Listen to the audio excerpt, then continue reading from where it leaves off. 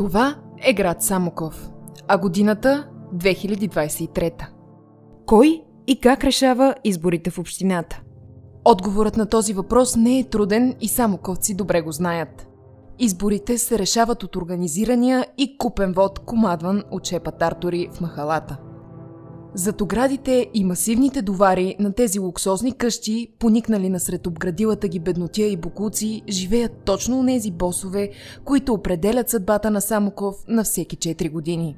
Те се активизират най-вече, когато дойде времето за местни избори в общината. А богатствата, охолния им живот и чувството за безнаказаност са резултат от паразитирането им върху техните съседи и роднини, потънали в близката мизерия. Но има и друг резултат, от който страдат всички самоковци. Тези босове с скъпите къщи са любимците на местните власти в Самоков. Те ги обгрижват със специално внимание, докато за близките съседи на тарторите от махалата няма нищо. И да, на този двоен аршин към жителите на един и същи квартал се основава социалната политика в Самоков. За шепата избрание е всичко, а за другите – нищо. В двете сгради на Обединеното училище Неофит Рилски и на училище Христо Максимов се помещават 5 изборни секции – от 32 до 36.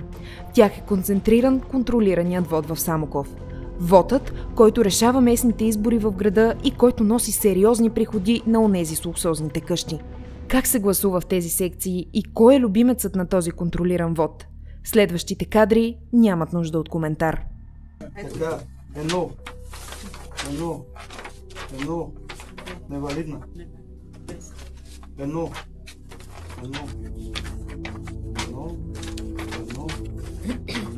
невалидна. Така, през 20-те години на 21 век продължават да се правят местните избори в Самоков. След тях, босовете се прибират в луксозните си къщи и продължават да карат скъпите си коли, без да обръщат внимание на заградилата ги беднотия. А всичко в управлението на общината си продължава по-старому. До следващите избори след 4 години.